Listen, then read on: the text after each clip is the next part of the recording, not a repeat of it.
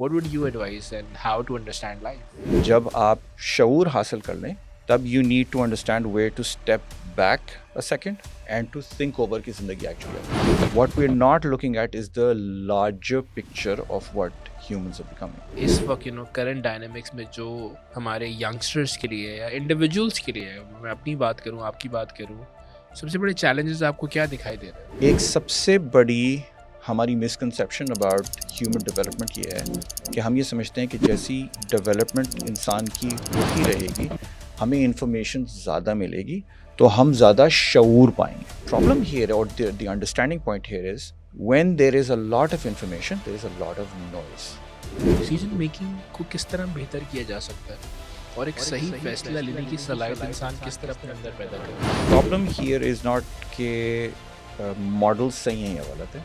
The idea is कि अगर कोई भी शख्स किसी चीज़ के ऊपर एक दफ़ा उंगली रखे तो वो सक्सेस गारंटी नहीं कर सकता. क्या डिफरेंस देखा यहाँ के कल्चर में and क्या वजह रही कि इस जगह से शिफ्ट लेकर उस माशरे के इदारों के साथ काम करने की Yeah. कोशिश की गई? मैं अपनी लाइफ में अच्छा परफॉर्म करने के बावजूद भी पाकिस्तान के अंदर I've been at the brunt of a lot of cruel decisions by senior management.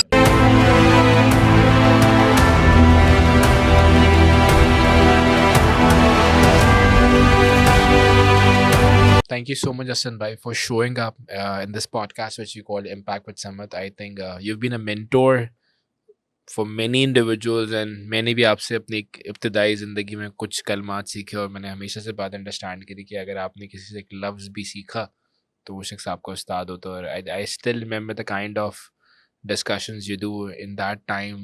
That fragrance is still there, So I was very curious to have you. Thank you so much again for being here. So without wasting any time, would love to start कि very common question हमारे आम जिंदगी में सवाल किया जाता है कि ज़िंदगी क्या है. सही है, बहुत से लोग लाइफ को समझना चाहते हैं. वो समझना चाहते हैं कि ज़िंदगी का एक बुनियादी मकसद क्या है, कि सही. ज़िंदगी हमें मिली क्यों है.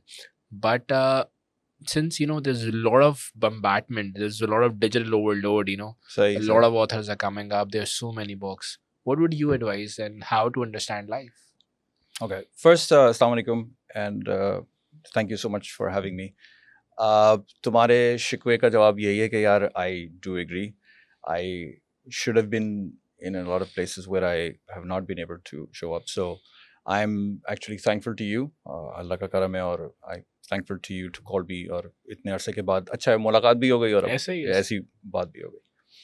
यार देखो तुम्हारे जो सवाल है वो actually it is one of those really important questions that people have to understand about whenever they're looking at life in whole. इंसान बेसिकली जब से जिस तरीके से ज़िंदगी हम इंसान यानी कि ओवरऑल हमारी सोसाइटी की बात करो या इंटरनेशनल या किसी भी सोसाइटी की बात करो, क्योंकि हमारे ख़यालात हमारे वाक़यात के साथ जुड़े हुए होते हैं, यानी कि जो भी हम कर रहे होते हैं वो हमारे तरफ के इन्वायरमेंट से बहुत ज़्यादा डिक्टेट होता है. इसलिए हम लोग अपनी ज़िंदगी को उसी जाविये पे लेके जाते हैं. अगर हमारी ज़िंदगी जो एक प्रोवर्बियल कहते हैं ना रैट रेस के अंदर लगी हुई है कि भाई बड़े होना है, काम करना है, ये करना है, तो हम लोग बेसिकली ज़िंदगी को उसी पर्सपेक्टिव से देखने लगते हैं. ये मटीरियलिस्टिक पर्सपेक्टिव फिर आपकी ओवरऑल थिंकिंग पे भी हावी हो जाता है. सही है. So there is an importance that is there कि जब आप शऊर हासिल कर लें, यानी कि जब आप यंग हो 12, 15, 14 साल के होने लगते हैं और आप में शऊर आने लगता है, तब you need to understand where to step back a second and to think over की ज़िंदगी एक्चुअली आपकी है क्या. Right now when you look at it from this perspective, आपको समझ में आएगा कि यार क्योंकि हम लोग मटीरियलिस्टिकली ज़िंदगी को देख रहे हैं. यार मैंने बड़े होना है, मैंने ये पढ़ना है, ये पढ़ूंगा क्योंकि आगे जाके जो है लेट्स से आजकल सब लोग कंप्यूटर साइंसेस पढ़ रहे हैं क्योंकि आगे जाके एआई की दुनिया है. Actually AI is already here. आगे जाके उसका क्या यूज़ होगा, मुझे क्या चीज़ पढ़नी चाहिए. सम पीपल लाइक नहीं यार अब आप जो है वो हैंड्स ऑन जो सारे वो हैं जिसे हम वोकेशनल चीज़ें करते हैं उनके ऊपर भी कॉन्सेंट्रेट करें क्योंकि एआई वो चीज़ें नहीं कर पाएगा, तो हम लोगों को ये करना चाहिए. So we kind of tend to look at life this way. What we're not looking at is the larger picture of what humans are becoming. ऐसे ही इंसान की पर्सनल चॉइस है कि वो एक आला यानी कि टूल बन जाए या इंसान अपने आप को इंसान बनाए, right? And it's a lot to do with how you look at yourself and how you look at the larger world, right? तो अगर हम लोग इस तरीके से इसको, पहले तो नंबर एक इस तरह सोचते ही नहीं है, पर अगर सोचें तो फिर हमें अंदाज़ा हो कि यार एक्चुअली हम कौन है, हमारी प्लेस क्या है दुनिया के अंदर, हम किस जगह खड़े होते हैं और हम लोगों से क्या एक्सपेक्टेड है. अच्छा, ये चीज़ हर शख्स के हिसाब से डिफरेंस है. फॉर एग्जांपल अब ये लेट्स से हम वी डूइंग दिस पॉडकास्ट, यहाँ पे पाकिस्तान में बैठा हुआ कोई सुन रहा है इस चीज़ को, उसके लिए ये हकीकत डिफरेंट है. ऐसा ही अगर आपकी यही पॉडकास्ट इंडिया में कोई सुन रहा है जो कि ये उर्दू या हिंदी लैंग्वेज उसके लिए समझता है, डिफरेंट है. उसके लिए वो चीज़ डिफरेंट है. ठीक है. और आपका कोई और व्यूअर है जो बाहर कहीं बैठा हुआ है, वहाँ पे पला बड़ा है, उनके लिए ये एग्जिस्टेंस या ये जो सोच है ये डिफरेंट है. So you actually have to look at who you are and how you relate to what your life is, और उसको फिर आप जो है इंटरनलाइज करके based on your set of values आप उसको एक्सटर्नलाइज करते हैं.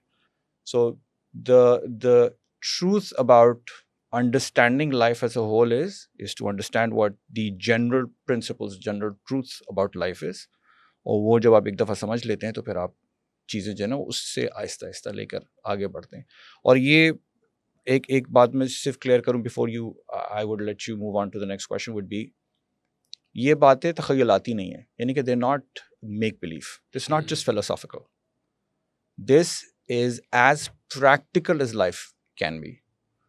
अगर आप फिलोसॉफिकल चीज़ों को फिलोसॉफिकल रखेंगे वहीं तक रहेंगी. ऐसा ही है, बिल्कुल सही कह रहे हैं. उसको अपने ऊपर अमलन लागू करेंगे वो प्रैक्टिकल बन जाएंगी. Just depends on how you wish to take it. And I think अभी जैसे हम डिस्कशन कर रहे हैं, हो सकता है कि may be will look into that पहलू, यानी कि हम उस जाविये की तब भी इंशाल्लाह देखेंगे. हर इंसान के हर मुख्तलिफ दौर में मुख्तलिफ चैलेंजेस रहे हैं. आपने देखा होगा हर दौर के अपने चैलेंजेस थे. अब डिजिटल डिवाइसेस हैं, उससे पहले कुछ और चैलेंजेस रहे थे, लैक ऑफ अवेयरनेस थी. अब अवेयरनेस बहुत ज़्यादा अवेलेबल है लेकिन लोग उसे हासिल नहीं कर रहे हैं. आप अपने ज़ाविये में क्या देख रहे हैं कि इस वक्त करंट डायनामिक्स में जो हमारे यंगस्टर्स के लिए या इंडिविजुअल्स के लिए, मैं अपनी बात करूं आपकी बात करूं, सबसे बड़े चैलेंजेस आपको क्या दिखाई दे रहे हैं? ये देखो, सबसे बड़ा चैलेंज जो है वो ये है कि जब टीवी आया था लोग कहने लगे इन्फॉर्मेशन रेडिली अवेलेबल हो गई है. ठीक है. Okay, so I am a child of the 80s. सो मैंने उस वक्त देखा है जब 90s के अंदर जो है पहली दफ़ा केबल टेलीविज़न आया था. पीटीवी से हमने ट्रांजिशन किया था तो वो मैंने लाइव देखा है. ठीक है. और पहली दफ़ा STN NTN आया और उसके बाद फिर हमने केबल टेलीविज़न देखा, पहली दफ़ा दुनिया के चैनल्स देखना शुरू किए. We were there when the first time वो 8088 कंप्यूटर आया.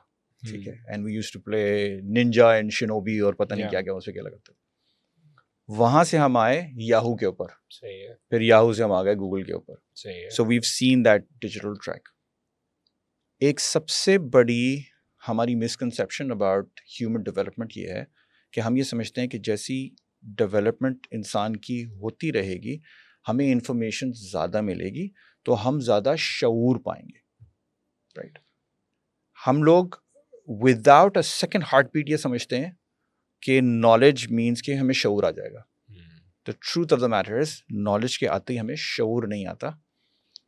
कैसी नॉलेज कंज्यूम करते हैं उससे क्या शऊर आता है ये फ़र्क पड़ता है. सही. अब बेसिकली हमने क्या किया कि बिकॉज फ्रीडम स्पीच वेस्ट जो है वो ज़्यादातर इस इंफॉर्मेशन को ड्राइव करता है.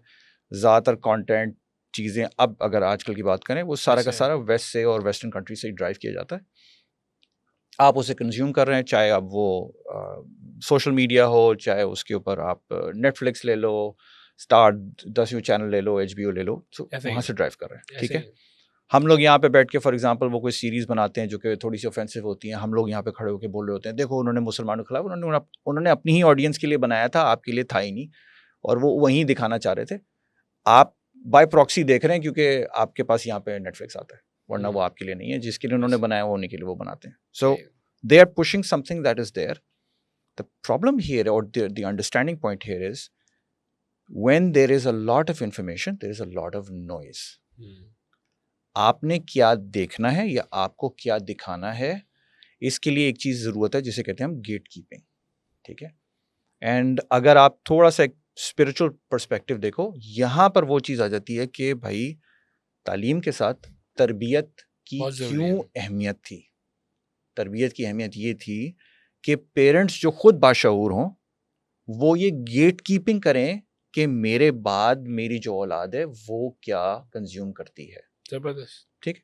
सो इफ आई, अगर मैं खुद ही अपनी गेट कीपिंग नहीं करता तो मैं तो अपनी औलाद की गेट कीपिंग नहीं करूंगा। ऑब्वियसली बात है। ठीक है ना।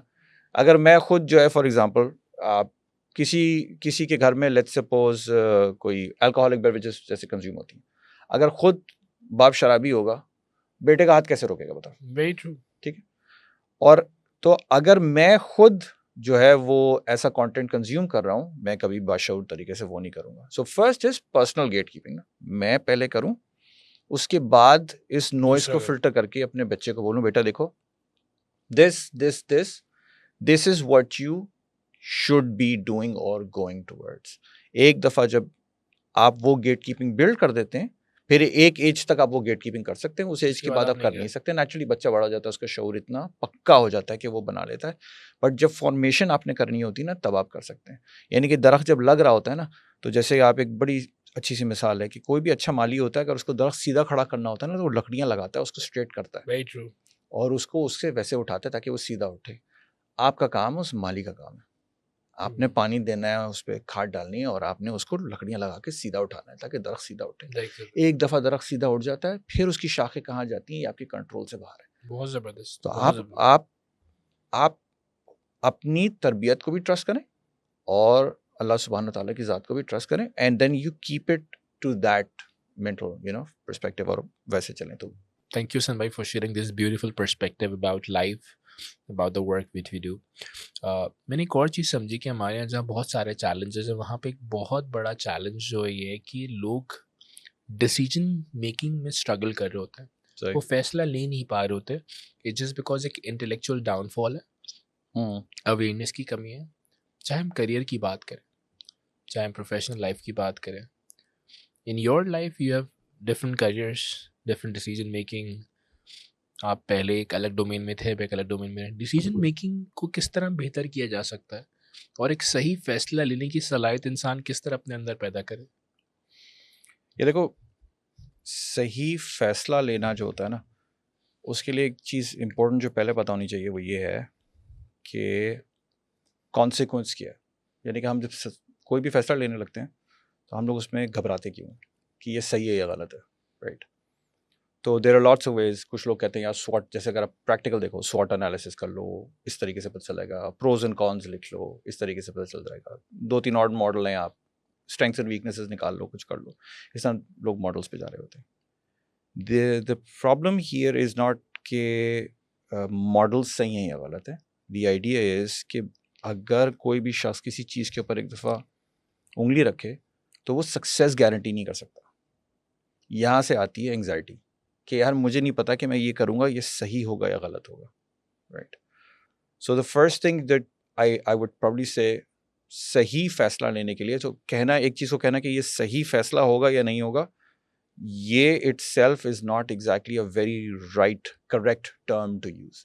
क्योंकि सही फैसला हो सकता है कि एक जाविये में सही हो लेकिन एक जाविये में गलत हो, ठीक है ना। तो आपको कहना पड़ता है at the end of the day, अगर आप प्रैक्टिकल लाइफ में देखो तो वो ये होता है कि you take a decision that will give you the best possible outcome. That is how you would look at it कि मेरी बेस्ट पॉसिबल आउटकम यार इस डिसीजन से होने वाली है, ठीक। इफ़ यू कैन अंडरस्टैंड कि ये मेरा बेस्ट पॉसिबल आउटकम है तो फिर मैं उस चीज़ के ऊपर एक डिसीजन लेने को करता हूँ, ठीक। If you have that perspective then you come to, मैं इस घबराहट का क्या करूँ, इस एंग्जाइटी का क्या करूँ। देखो, कोई भी शख्स कहीं भी रहता हो, whatever field they work in, they cannot guarantee you results unless they have the confidence in themselves to say कि यार मैं ये result deliver कर सकता हूँ। Now that would require ownership, that would require the confidence to say कि हाँ यार मेरे अंदर personal confidence है कि मैं ये कर सकता हूँ, ठीक है। And it would also require a belief in everything being done in that specific way, जो कि हो सकता है कि अगर आप बोलो तो वो ये कह सकते हैं कि यार मेरा इतना यकीन है in the way the work is, यानी कि यार तो खुदा पे यकीन है, चीज़ों पे यकीन है कि भाई ये चीज़ ऐसे ही होगी जैसे मैं इसको कर रहा हूँ, ठीक है. चाहे कोड लिख रहा हूँ, मुझे पता है कि ये एग्जीक्यूट होगा तो ये ऐसे ही जाएगा, ऐसे ही. ठीक है ना. सो if you need to take a right decision, you need to understand you're taking A, the best possible outcome, what you're looking at. B, you need to have the confidence to choose a decision. That will take out the anxiety. Because लोग जो होता है ना इससे घबरा रहे होते हैं कि यार एग्जाइटी है, करेंगे क्या होगा. फॉर एग्जाम्पल मैं इसकी बड़ी अच्छी सी मिसाल देता हूँ, Yeah, अभी please. बल्कि कल की मिसाल देता हूँ. जैसे so you called me, said यार हसन भाई आएगा and will discuss a few things. अब मैं सोचने लगा यार अगर मैंने ये पॉडकास्ट की अगर अच्छी नहीं की तो क्या होगा, मैं सही बोल नहीं पाया तो क्या होगा, यार ठीक है चलिए लोगों ने देखी नहीं देखी तो क्या होगा, for example. So there is anxiety, then that comes from me. और मैंने अपने दिमाग में सोचा कि यार देखो मेरा काम है सही डिलीवर करना, सही एक्शन लेना. डिलीवर यानी कि उसका रिजल्ट देना. मैं अपनी दानिश में which is my own personal way at looking at work, which is कि रिजल्ट जो है वो अल्लाह की जिम्मे पे. मेरा काम है परफेक्शन, जितना मैं परफेक्टली उस चीज़ को कर सकता हूँ मैं करूँगा, बाकी रिजल्ट देना अल्लाह के ऊपर छोड़ दिया. So takes out the anxiety. Second thing is, अब जब मैं रिजल्ट की एंग्जाइटी से बाहर आ गया तो नाउ आई एम कॉन्फिडेंट. मुझे ये पता है कि यार मैं कॉन्फिडेंट हूँ, मैं आऊँगा, I have to talk and I have to deliver what needs to be delivered. I will take the best course of action based on my knowledge, and that should deliver the result that I'm looking for and my host is looking for, and that's how this is going to go.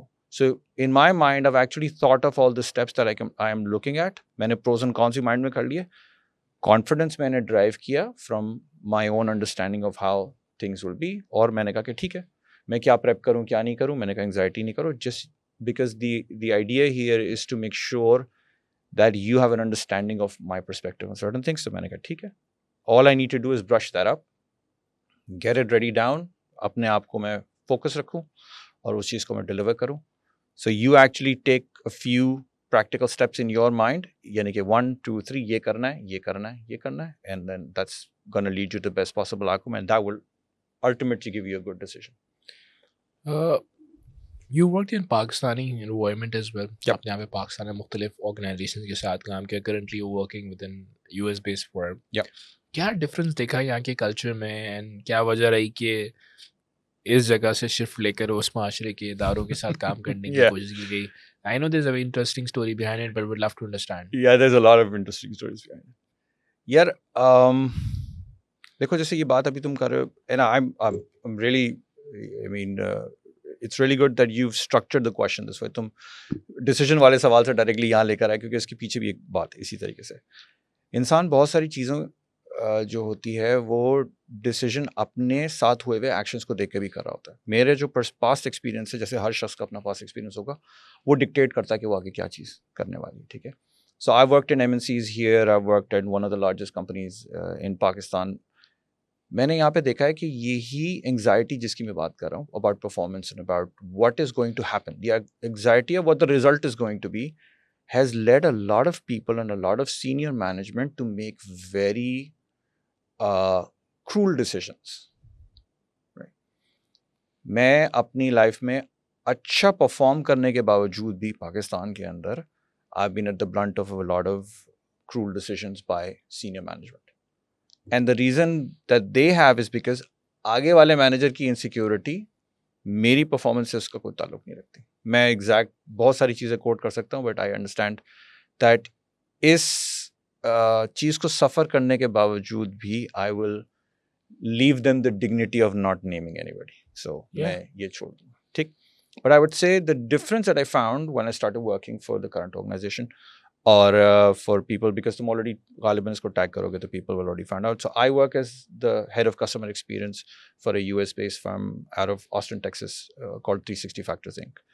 So 360 के साथ जो मैंने देखा और जो उनकी management के साथ मैंने देखा, तो I was reporting to my manager, who was a very great guy and a very spiritual guy, Robert. And तो जब मैं उसके साथ काम करता रहा हूँ, the main differences, अगर तुम बोलो कि यार बड़ा डिफरेंस क्या है यहाँ की मैनेजमेंट वहाँ की मैनेजमेंट में, वो परफॉर्मेंस एक्नॉलेज करते हैं. They are not threatened by your being a hard worker, your you showing up every day, every time, putting your hours in and getting results. They're not threatened by it. They don't feel कि यार ये मेरी जगह ले लेगा.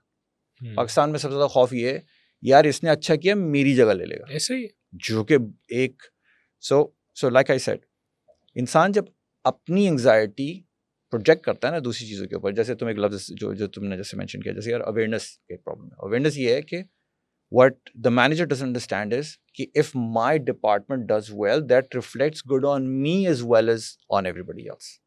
It does not mean कि मैं फारिग हो जाऊंगा और ये मेरी जगह ले लेगा. हमारे यहाँ ये खौफ मैनेजर्स के अंदर, इदारों के अंदर क्यों है? फॉर एग्जाम्पल अगर मेरी टीम में कोई लड़का काम कर रहा है या मेरी ऑर्गेनाइजेशन में कोई एक ऐसा फर्द है जो कि मेरी टीम में काम कर रहा है और वो अच्छा परफॉर्म कर रहा है, so I think organization will grow, in fact my department will grow. मुझे हमारी ये इनसिक्योरिटी ज़्यादा क्यों है? मतलब लोगों को फियर क्यों है कि यार मैं रिप्लेस्ड हो जाऊंगा, मेरी जगह ये ना आ जाए, ऐसा क्यों है? There so many case studies. In fact you already mention कि यार मतलब I was performing good but at the same time I was offered a resignation. So why is that so? जो चीज़ तो मेंशन कर रहे हो वो ऐसे है कि भाई एक organization, again I won't name it, उसके अंदर मुझे 2 कमेंडेशन लेटर, एक प्रमोशन और एक कमेंडेशन लेटर कैलेंडर ईयर में मिला और उसी कैलेंडर ईयर के अंदर मुझे फोर्स रेजिग्नेशन भी हाथ थमाया गया. सही है. यानी एक ही साल में एक प्रमोशन हो तो समझ में आता है यार, एक साल में 2 प्रमोशन हो रहे हो और साथ में फोर्स रेजिग्नेशन दिया जा रहा हो बिकॉज ऑफ समबडीज एंग्जाइटी. तो ये भी देखा है मैंने. सो मैं आपको इस तरह कहता हूँ कि देखो इसके पीछे जो एक एक्चुअल वजह होती है ना, वो आप ये कह सकते हो कि this does lead back to personal anxiety. It also leads back to one very big problem. ठीक है, वो ये है कि हमारे माशरे में हमारी जो ज़ाती स्पिरिचुअल कमज़ोरियाँ हैं वो हम चीज़ों पे मैनिफेस्ट करते हैं. ठीक है, हालांकि आप बहुत से लोगों से सुनेंगे यार of course we are very religiously bound people, हम लोगों के बहुत सारी ट्रेडिशनल वैल्यूज़ हैं, बहुत सारे कंजर्वेटिव वैल्यूज़ हैं. ठीक है, जो आहिस्ता आहिस्ता चैलेंज हो रही हैं और बहुत सारी चीज़ें आ रही हैं, वेस्टर्न वे ऑफ थॉट आ रहा है, but that is not challenging on that aspect. What we lack overall is our belief in कि भाई मैं अगर सही करूँगा तो उसका रिजल्ट मुझे वही मिलेगा. We are so used to being backstabbed and lied against and all of that कि हम ये समझने लगे कि ये सब चीज़ें जो है ना उस ज़िंदगी के अंदर जो है वो एक जैसे मेन स्टे या ज़रूरत बन गई है. ठीक है, आप ये सब किए बगैर भी हर चीज़ कर सकते हो अगर आपके अंदर वो फिक्र हो जिस फिक्र को जो किसी भी स्पिरिचुअल इंसान के अंदर होनी चाहिए. ठीक है, अच्छा स्पिरिचुअल इंसान से मेरा मतलब नहीं है कि ठीक है आई एम अ मुस्लिम तो मैं कहता हूँ यार मैं इस्लाम की तरफ देखता हूँ, कोई क्रिश्चियन होगा वो क्रिश्चियनिटी की तरफ देखेगा, कोई हिंदू होगा वो हिंदुइज्म की तरफ देखेगा. But if you look at it from any spiritual angle, if there are certain things as a Muslim I would say भाई जब खुदा ने आपको रिस्क की गारंटी दे दी, जैसे एक चीज़ होती है समटाइम्स, जैसे मैं कहता हूँ यार some human beings are as good as their teachers, then you grow from it. इंसान के पास जितने अच्छे उस्ताद होते हैं उतना अच्छा वो बन जाता है और फिर वो उससे ग्रो करता है जब उसको एक्सपीरियंसेस मिलते हैं. ठीक है, हमारे एक बड़े अच्छे उस्ताद थे, वो कहने लगे कि यार जो है तुम एक in a dark moment in life, जब मैं बहुत परेशान था, मैं उस्ताद से मिलने का बात करने लगा और मैं परेशान, कहने लगे सर झुकाए क्यों बैठे? मैंने कहा आगा ये नहीं हो रहा, काम नहीं होता, ये फंसाई हो रही, ये प्रॉब्लम हो रही. तो कहने लगे कि यार देखो तुम एक ऐसे खुदा ने खल्क किया है जो तुम्हारी पैदाइश से पहले तुम्हारे माँ के अंदर तुम्हारी ग़िज़ा का इंतज़ाम करता है. सही है, बिल्कुल सही है. ठीक है, और जब तुम पैदा होते हो उससे पहले तुम्हारा रिस्क तुम्हारी माँ के पास उतर चुका होता है. तुम उसको डाउट कर रहे हो कि वो तुम्हारे लिए राह नहीं निकालेगा. मैं तो उस दिन शॉक हो गया. मैं घर आके वाकई में सोचा कि मतलब उस्ताद ने क्या बात बोली.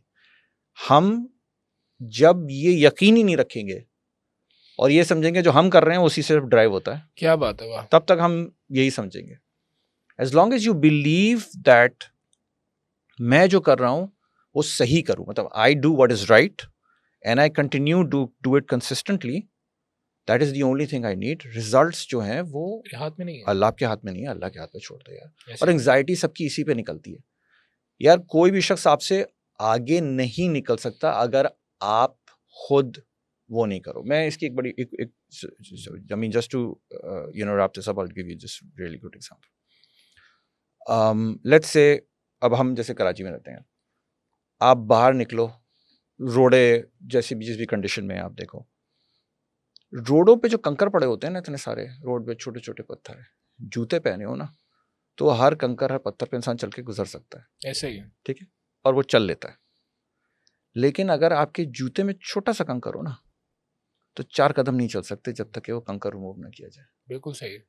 कहने का मकसद ये है कि इंसान की पर्सनल फॉल्ट्स है ना, वो इंसान के प्रोग्रेस में इम्पेडिमेंट होती हैं. ऐसे बाहर की राहें वो चल लेता है, क्या बात है. वाह, जबरदस्त. इंटरनल प्रॉब्लम्स उसको मार देती हैं. जबरदस्त. अपने आप को इम्प्रूव करें, बाकी सारी चीजें आपकी जिंदगी में खुद ही इम्प्रूवमेंट की तरफ चलेंगी, बहुत जबरदस्त. क्योंकि आपसे फ्लो करता है. यानी अगर आपकी अपने एफर्ट में कोताही है, अगर आपके अपने इंटरनल ट्रिगर्स का प्रॉब्लम है, अगर आप अपने इमोशंस को खुद नहीं समझ पा रहे, तो ऑटोमेटिकली आप कहीं ना कहीं लेट बैक कर रहे हैं, अपने कंफर्ट जोन में हैं. बाहर वाले एक्सटर्नल प्रॉब्लम्स आपकी ज़िंदगी को इतना अफेक्ट नहीं करती जितना आपकी इंटरनल प्रॉब्लम्स, आपकी इंटरनल हैबिट्स, आपकी इंटरनल साइकोलॉजी, आपके पर्सपेक्टिव आपको लिमिट करती है, जो मैं समझ पाया. बिल्कुल ऐसे ही. हमने कॉर्पोरेट कल्चर के बारे में बात की कि हमारे ना अप्रिसिएशन की बहुत कमी है, कंपटीशन है, there so many stuff we talked about.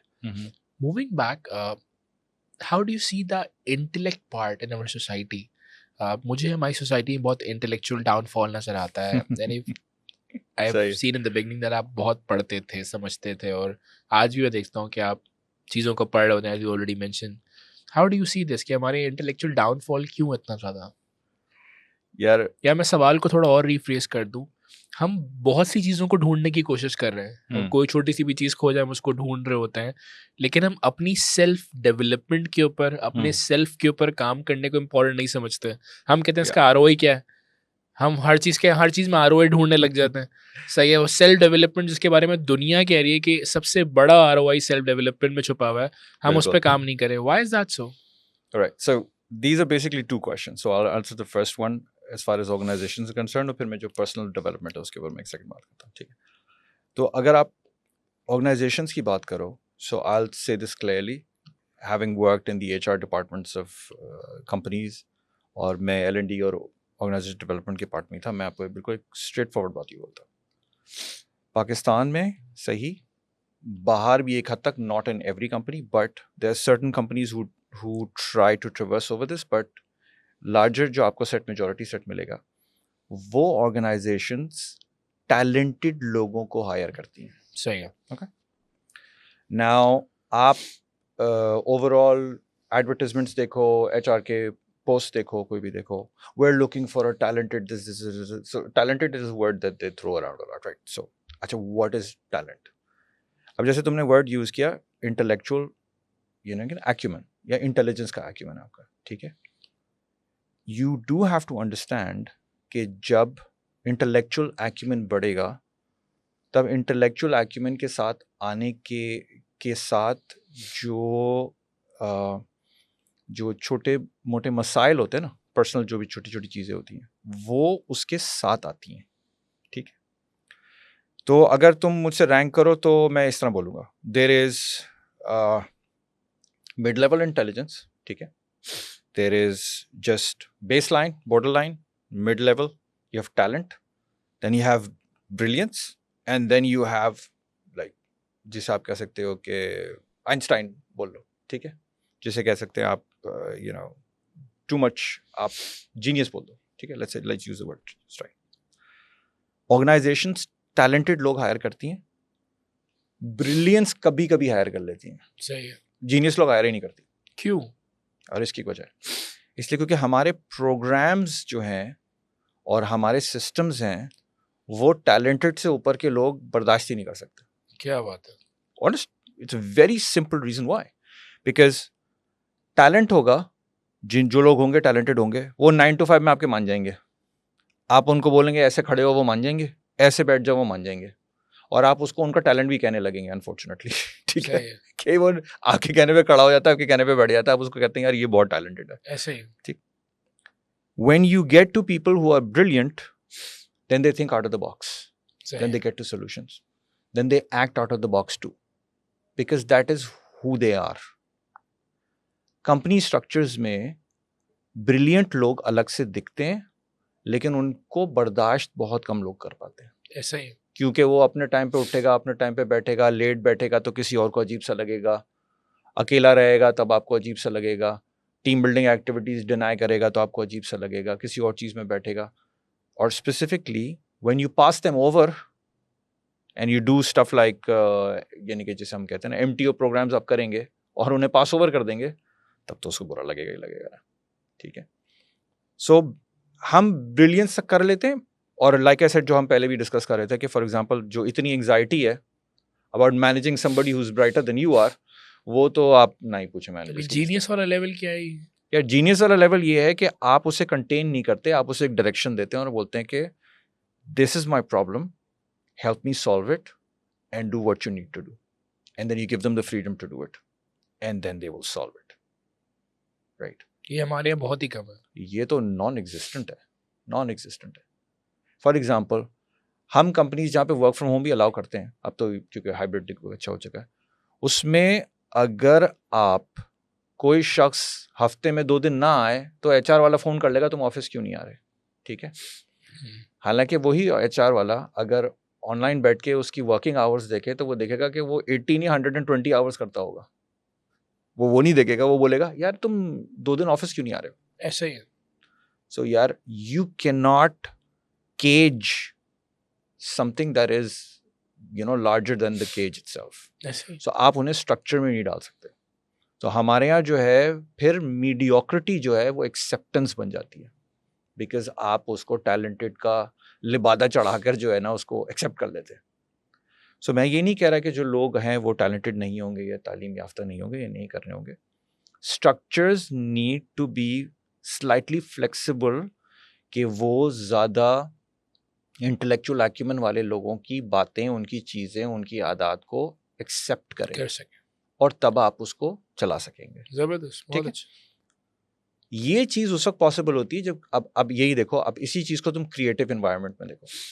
Creative organisations में बड़े बड़े क्रिएटिव थॉट्स, आइडियाज़ और ये चीज़ें इसलिए भी निकल आती हैं क्योंकि वो सुबह, रात, शाम इन स्ट्रक्चर से बाहर निकल आते हैं.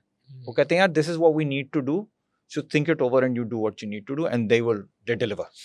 Once they deliver, you understand that is so the price of that intellectual capacity is what organizations are not willing to pay. इसलिए वो इन चीज़ों पे नहीं आते. ठीक है. अब इसको फ्लिप करते हैं सेकंड क्वेश्चन के ऊपर कि पर्सनल डेवलपमेंट हम क्यों नहीं करते. सो अब देखो, जैसे तुम्हारा दूसरा सवाल था कि हम लोग पर्सनल डेवलपमेंट को ROI की नज़र से क्यों देखते हैं, या हम लोग इस तरह क्यों देख रहे हैं कि यार अगर मैंने पर्सनली डेवलप किया तो मुझे इससे आगे क्या निकलेगा. ठीक है. It's basically because we feel कि हम जो भी वक्त अपने साथ गुजार रहे हैं ये एक इन्वेस्टमेंट है, इसमें से कुछ निकलना चाहिए. हम पर्सनली इंसान होने की हैसियत से परफेक्शन की तरफ नहीं जा रहे. सही है. यानी कि हमारे दिमाग में ये है, ये करूंगा मेरा क्या फ़ायदा है, अपनी ज़ात से भी, किसी और को तो छोड़ ही दे. मैं ये करूंगा तो इससे क्या फ़ायदा है, ये वाला कोर्स करूंगा तो मुझे ये वाली जॉब मिल जाएगी, ये वाला कोर्स करूंगा तो मुझे इससे ये जॉब मिल जाएगी. ऐसे ही.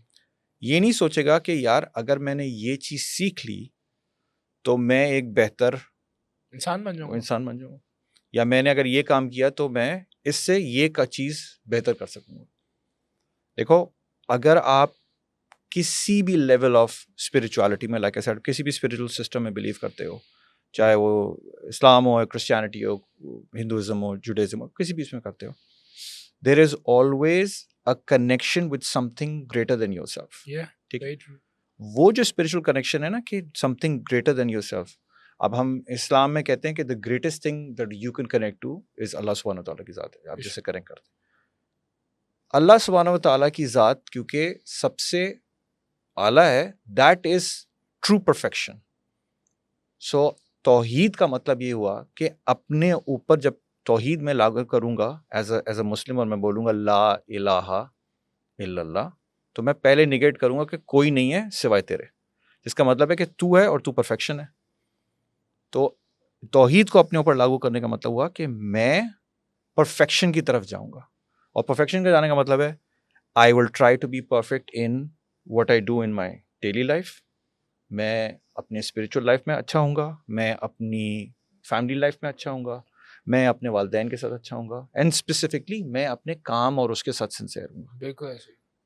जब इंसान, क्योंकि खाकी बंदा है, वो हम ट्रू परफेक्शन नहीं अचीव कर सकता, लेकिन सिमुलेशन ऑफ परफेक्शन जरूर कर सकता है। And let me repeat it, simulation of perfection का मतलब है कि परफेक्शन के करीब जा सकता है, अचीव ना भी करे, लेकिन वो उस राह पे चल सकता है। ऐसे ही and that only requires that one thought. Over years आप ये कह लो, जो एक चीज वक्त, हालात और क्या कहते हैं, जिसे कहते हैं एक्सपीरियंस ने सिखाई है ना, वो ये है कि इंसान की थॉट, उसका आउटलुक, यानी कि जो उसका मेंटल स्टेटस है, वो क्या आउटलुक के किस तरीके से चीज़ों को देखता है, वो इंसान को बहुत बहुत इफेक्ट करता है। कमज़ोर सोच रखोगे, कमज़ोर ही रहोगे। परफेक्शन सोच पे रखोगे, परफेक्शन की तरफ जाओगे। खुदा को अपनी राह में रखो, उस तरफ चलो, खुद ही परफेक्शन अचीव हो जाएगी, काम में, ज़िंदगी में, रिलेशनशिप्स में, इंशाल्लाह। Very true. अगर आज की सोसाइटी में देखा जाए ना तो फ़लसफ़ा, फ़िलॉसफ़ी बहुत ही मिसिंग है। लोगों ने फ़लसफ़ा पढ़ना छोड़ दिया, लोगों ने इवन ह्यूमन वैल्यूज़ को पढ़ना छोड़ दिया। सही कह बिकॉज़ रहे एंड यही वजह है कि हमारे यहाँ वैल्यूज़ उस तरह से अब रही नहीं है। हैं। यही वजह है कि हमारे यहाँ वो मंतिक, लॉजिक, जिसका जो दिल आए, जो चाहे बोल देता है, the kind of content we are following, the kind of content, which is happening in society is it's bullshit. या It's ट्रू, like ऐसा and ही है। people are following that, the kind of networking events I've been to, the kind of events, conferences that are happening. I think there's no substance out there. It's just because लोगों के अंदर भी वो substance की तलब अब उस तरह से रही नहीं, या the kind of people I met in my life, in my career, because of training and development, I see कि एक सतन काम हो रहा है, एक repetitive काम है जो लोग करने में खुश हैं. It's just because they are stuck in that culture scheme. Why do you think so that why हमने उस फ़लसफ़े को और उन चीज़ों को जो हमें हमसे करीब करी है, हम उसकी तरफ इतना क्यों अट्रैक्ट नहीं कर पा रहे? क्या उसकी ब्रांडिंग मिसिंग है? क्या उसकी पैकेजिंग में मसला है? या हमने शायद वो ज़ायका चखा नहीं है? How is that sir? एक चीज़ सी इसी इसी के हवाले से, just before were talking about कि यार, इसी के अंदर एक सवाल उठता है जो तुम भी बात कर रहे थे। यार, बहुत से लोग हैं जो यहाँ रहते हैं, यहाँ परफॉर्म नहीं कर पाते हैं, वो अचीव ही नहीं कर पाते। वही बच्चा बाहर जाके बड़ा होता है और वो नेशनल लेवल पे खेल रहा होता है, इंटरनेशनल लेवल पे कहता है, कहते हैं यार ये पाकिस्तानी तो है, ये वहाँ जाके कैसे अचीव कर लिया जो उसने यहाँ जाके अचीव नहीं किया। ठीक है, असल में matter, like I said, is the perspective. मैं किसी भी शहर, कराची की, पाकिस्तान के किसी भी शहर में रहता हूँ, ठीक है, अगर कोई चीज़ गलत हो रही है या ऐसी हो रही है जो खिलाफ है, वो है, क्या नाम है, फितरत के ख़िलाफ़ है, कोई भी ऐसी चीज़ हो रही है, चाहे वो रूल ब्रेकिंग हो गई या हालात हो गए या टूटी रोडें सब ले लो, माहौल हो गया, जब मैं इस चीज़ का अपने आप को आदी बना लूँगा कि यही है, ठीक है, यही है, तो मैंने बेसिकली क्या किया है, मेरा जो बार है किसी चीज़ को करने का, वो मैंने एक्चुअली बिल्कुल ज़ीरो पे लिया है। तो मैंने जब ये बिलीव कर लिया कि 0 से 20% ही सब है, इसके आगे कुछ नहीं है, तो हमारे नज़दीक जो बेयर मिनिमम यानी कि 30-40% करता है, हम कहते हैं यार क्या बात है, यार बंदे ने कुछ किया है, हालांकि उसने किया सिर्फ और सिर्फ ऑन अ ऑब्जेक्टिव स्केल 30-40% पे ही जाया होता है। सही है। जब आप इस तरह हो जाते हैं तो when you look eight other people जो बहुत आगे लेवल पे लेके जाते हैं, तो आपको फिर वो आउटलायर लगने लगते हैं। और क्योंकि जनरल सोसाइटी जो है वो एक सतही मेयार की आदि अपने आप को बना चुकी होती है, तो फिर वो आउटलायर्स को एक्सेप्ट नहीं करती। ठीक है?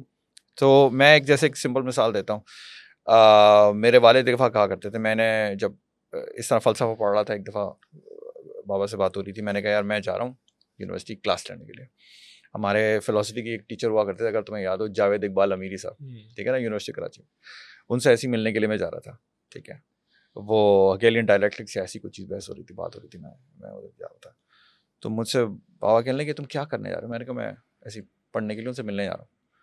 तो कहने लगे कि अंधी सोसाइटी में एक आंख वाला जो है ना वो भी काबिल बर्दाश्त नहीं होता, और जो तुम सवाल कर रहे हो वो ऐसे लोगों की है जिनकी दोनों आंखें खुली हैं, क्योंकि सोसाइटी का मेयार बहुत सतही हो चुका है, इसलिए वो अब इससे अपने आप को ऊपर लाना नहीं चाहती। और यही वजह है कि वो जिनकी आंखें खुली हैं वो गोशा नशीनी इख्तियार कर लेते हैं, क्योंकि उनको पता है कि उनकी एक्सेप्टेंस नहीं है ऐसी दुनिया के अंदर। और ये फिर एक्चुअली प्रॉब्लम भी बन जाती है। एक बात जो शायद तुम सही भी कह रहे हो, इस वक्त में जिनकी आंखें खुली हैं उनकी जिम्मेदारी भी दुगनी हो जाती है। ऑब्वियसली अहले इल्म की जिम्मेदारी बड़ी है, अहले इल्म की जिम्मेदारी मतलब बड़ी है। मेरा शिकवा उन लोगों से नहीं है जो नहीं जानते, मेरा शिकवा हमेशा उन लोगों से है जो जानते हैं वो खामोश क्यों है। बात ये सही कि कह रहे मैं खुद इस बात का कायल हूँ कि आप बेमौके गुफ्तगू ना करें, खामोशी बेहतर है। हो। आप बेमौके गुफ्तगू करके बिला वजह अपने आप को स्टक कर रहे हैं। But I mean, a lot of individuals, a lot of people who have tremendous potential in terms of intellect. I'm not talking about their potential about self and all that stuff. They have tremendous potential to deliver. Every individual has got ideas, but उनके ideas ऐसे थे जो मैंने सुने या मैंने समझे बड़े ट्रांसफॉर्मेटिव हैं। लेकिन क्योंकि वो एक कल्चर स्केप में, वो एक ऐसी ट्राइब में बैठते हैं जहाँ पे वो ट्राइब अपने आइडियाज़ को शिप करना या बांटना। इनफैक्ट अगर मैं Pakistani training and development culture की बात करूँ, सही। हमारे यहाँ कंटेंट शेयरिंग का कॉन्सेप्ट नहीं है। हम वेस्टर्न को फॉलो कर रहे हैं और सारा कंटेंट उनसे ले रहे हैं, लेकिन हम देने में बहुत जेनरस नहीं है, बिकॉज हमें लगता है कि अगर हम दे देंगे तो फिर अगला कहाँ से आएगा, यार चोरी कर लेगा। ये तो दुकान ही बंद हो जाएगी, यार ये मेरी तो फिर दुकान मुझे बंद हो नया जाएगी। कंटेंट कब मैं कहाँ से डेवलप करूँगा। तो हम बाइट साइज कंटेंट्स डाल रहे होते हैं, छोटी चीज़ें डाल देते हैं, पूरा तो बिल्कुल नहीं डाल सकते ना। अगर ये अवेलेबल कर दिया तो फिर क्या होगा। सो मुझे एक बात समझ आई कि यार इनसिक्योरिटीज देने वालों में भी बहुत हैं, जो दे सकते हैं, जो बेधड़क दे सकते हैं, उन्हें समझ नहीं आ रहा कि देना कैसे है। So I think it's the entire loop we are stuck in. What would you advise to young generation these days, because you've seen them कि हमारे यहाँ जो young professionals हैं इनफैक्ट जो भी फ्रेशली अपने करियर को ज्वाइन कर रहे होते हैं, बहुत ज़्यादा स्ट्रगल है ना हमारी सोसाइटी के अंदर। आपने देखा होगा कि कंपैरिजन बहुत ज़्यादा है, अपॉर्चुनिटीज लिमिटेड है और कंपटीशन बहुत ज़्यादा है। यूनिवर्सिटीज़ क्या काम कर रही हैं आपके सामने, the kind of talent universities are producing, it's very questioning कि मतलब वो स्किल्स बहुत मिसिंग है। अब इस हालात में what would you advise to young individuals के यार इन चीज़ों का ख्याल रखो, इन चीज़ों से कनेक्ट करो, so you will come out. मेरे ख्याल से जो पहला एडवाइस मैं दूंगा वो ये है, काम करने से ना घबराएं। ओके, बिल्कुल स्ट्रेट फॉरवर्ड, काम करने से ना घबराएं। A youngster in my organization asked me a question, he said, ये मैं दोस्तों के साथ बैठा हूँ, बात कर रहा होता हूँ, मुझसे कहते हैं यार जो है मैं अगर अच्छा परफॉर्म करूँगा जॉब में तो मुझे और काम दे देंगे। तो मैंने कहा तो इसमें क्या है? तो कहने लगे नहीं वो और काम मिलेगा। मैंने कहा काम करोगे तो आगे बढ़ोगे ना, काम करने से इंसान आगे बढ़ता है। If you feel that you are doing something correct, and if you do it that way, organizations will give you more work. Yes, that is the nature of work, and if you achieve that, you are actually moving forward, you're not going backwards. काम करने से ना घबराएं, number एक। Number दो ये होगा कि अपने आप को सक्सेस के साथ मेंटली अलाइन करें। मेहनत और जिद्दोजहद एक चीज़ होती है, एक उसका मेंटल एस्पेक्ट है और एक काम का एस्पेक्ट। वैसे ही ठीक है, नंबर एक तो हो गया कि आप काम से नहीं घबराएं। नंबर दो, अपने आप को मेंटली सक्सेस के साथ अलाइन करें, कि अपने माइंड में रखें कि मैं काम करूंगा तो मैं अचीव करूंगा, जितना बेहतर काम करूंगा मैं उसे अचीव करूंगा। Very true, very true. Just focus on that. And third, I would say to every single youngster would be play to your strengths. हर शख्स को खुद पता होता है कि वो किस चीज़ में अच्छा है। ऐसे ही, ठीक है, फॉर एग्जाम्पल मैं जो हूँ, आई लव चैलेंजेस, तो मैं अपनी ऑर्गेनाइजेशन के पास जो मल्टीपल रोल्स में रहा हूँ, अभी जैसे मैं 360 में रहा हूँ, I have been into 3-4 different roles, right. Every time I have asked the same question, please give me a challenge that you need me for the organization to solve, and you give me that challenge and I'll try to do it. Very true. I was good at that, played to my strength, and I've achieved what I needed to there. Brilliant. Youth में जब आप हैं, अपनी strength पहचाने, उस पे खेलें, और बाकी सारी चीज़ें ऑटोमेटिकली आपके फोल्ड में आ जाएगी. हाँ जी. Recently, न्यूयॉर्क में इलेक्शंस हुए. आपने देखा कि Hmm. the young guy become the youngest mayor in town. क्या remarks हैं आपके? Because I know that you study philosophy, socialism, all that theory. So I think you have a very close eye on this. आप इसको कैसे देख रहे हैं? या देखें, for a lot of people जो ये यकीन रखते थे कि दुनिया नहीं बदलेगी या वैसी ही रहेगी, या अगर हम कुछ करेंगे तो उससे फ़र्क नहीं पड़ेगा, उनके लिए ज़ोहरान के इलेक्शन से बहुत से बुत टूट गए हैं. सही. ठीक है. If you look at that election, if you look at the whole political atmosphere that the US is under, ठीक है, you will have an understanding that his win is a direct result of a lot of people's small victories. Aahista Aahista Aahista Aahista Aahista. तो जो लोग इस चीज़ में loop में फंसते हैं ना दिमाग में कि यार मैं कुछ करूँगा तो होगा ही नहीं, एक वो चीज़ जो हम शुरू में बात कर रहे थे कि यार अगर मुझे आउटकम नहीं पता तो मैं एंग्जाइटी में रहूँगा ना कि यार क्या होगा. ठीक है. तो मैं यही कहता हूँ, यार मेहनत तो करके देखो. किसको पता था जब वो स्टार्ट कर रहा था, जब ज़ोहरान ने अपना कैंपेन स्टार्ट किया, ये 23-24 के उसमें जब स्टार्ट किया इसने, तो he says I used to stand at a corner and nobody would even reply back to when he said hello, right. To him being in a place where he can't stand at a corner without 50 people standing up to him and taking a selfie with him. तो जो चीज़ नहीं होती वो consistency से होती है. You just need to show up. Results तो कोई गारंटी नहीं करता, लेकिन मेहनत आप गारंटी कर सकते हैं. ऐसे ही. सो किसी भी शख्स को मैं कहता हूँ, किसी भी यूथ को मैं कहता हूँ, अगर एक लेसन लेना है वो ये है, अपनी मेहनत पूरी करो, बाकी गारंटी खुदा पे छोड़ But दो. the problem is that the entire culture and the kind of content we're coming up, the kind of society we're living in, यहाँ पे consistent रहना भी एक बहुत बड़ा challenge है ना. Because the kind of culture, the kind of food we are consuming, the kind of mental consumption हम कह रहे हैं, the kinds of thoughts, the kinds of चीज़ें जो हमारी society में हो रही है, इंसान को consistent रहने देती नहीं है. मतलब Agreed. हर किसी की ज़िंदगी में बहुत से ऐसे फैक्टर्स हैं, चाहे उसकी फैमिली हो, प्रोफेशनल लाइफ हो, वर्क एनवायरनमेंट ऐसा है, लोग ऐसे हैं, दोस्त यार है नहीं. ठीक. एक इंडिविजुअल अपने आप को कंसिस्टेंट रखे किस तरह फिर? सही. In that consistency I would से कि फॉर एग्जांपल अगर तुम्हारे व्यूअर्स को मैं कोई एक चीज़ डिलीवर करना चाहूँगा तो मैं बोलूँगा, यार देखो, there are 3 things that if you do consistently they will help you achieve success in life, not only on a personal level but also on a professional level. ठीक है. I would kind of say this is kind of going to be like a spiritual way of looking at how success can be achieved. जो चीज़ हम I think overall बात कर चुके हैं, लेकिन मैं इसको थोड़ा सम अप करके बताता हूँ. नंबर 1, इंसान दुनिया की चीज़ों से अपने आप को जब तक, पहले भी जैसे बात कर रहे थे, अलग नहीं करेगा, वो उसको थर्ड पर्सपेक्टिव से नहीं देखेगा. If you become involved in everything else that is happening, you become emotionally vested in everything, you will never be able to see it from a third person's point of view. So you need to step back, and that is where your relationship with your creator comes in. ऐसे ही. अपनी अकेलेपन, अपनी खलवत के अंदर खुदा को पाइए, खुद को पालेंगे. ठीक है. नंबर 2, खुदा को पाने का मतलब है कि वो परफेक्शन अचीव करने की कोशिश करना जो कि रब्बुल इज़्ज़त की ज़ात से जुड़ी हुई है. So do everything to the best of your capacity and improve yourself every day.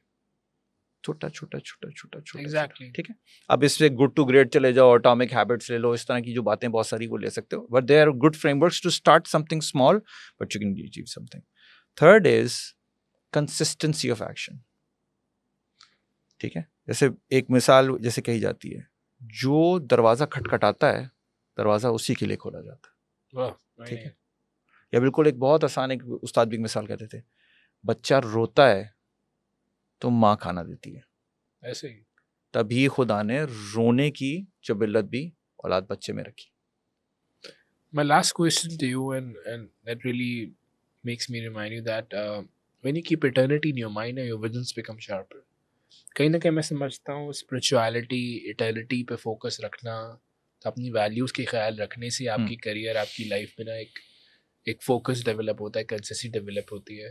We live in a society जहाँ पे हम अपने आप को भी हमने इसलिए भुला दिया क्योंकि हमने अपने उस अल्टीमेट उस खुदा को भुला दिया. What would you advise to people that how they can reconnect with their Lord and with their own self? मेरे ख्याल से एक इसको बहुत शॉर्ट में बोलूं, अकेलेपन से ना घबराएं.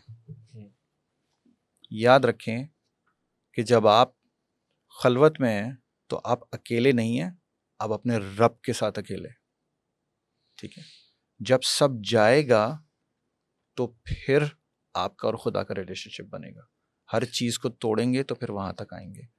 तभी जो है आप कलमा शहादत सुने, ला इलाहा इल्लल्लाह, ऐसे ही. कोई नहीं है सिवाय तेरे. क्या बात. तो पहले छोड़ें सब, फिर बोलें तू है, जबरदस्त. तब वो रिलेशनशिप बनेगा. And that will take out the anxiety in everything, क्योंकि जब आपका बिलीफ स्ट्रांग होगा हर चीज़ स्ट्रांग हो जाएगी. अल्लाह बाकी राह खुद निकालेगा. Thank you so much, Justin Bhai, for showing up. There's a lot of wisdom in this podcast, and I would love to have you again because I think there's a lot to discuss. And मैंने बड़ी अच्छी बात की कि ये कहते हुए ना शर्माओ के इंशाल्लाह. तो I think there is a lot कि मैं शायद जस्टिस नहीं कर सका आपकी उस एनर्जी के साथ. I would have much more questions जो कि हम अगली बार पूछने की कोशिश करेंगे. जरूर. Thank you so much. Definitely I would like to. Thank you for having me.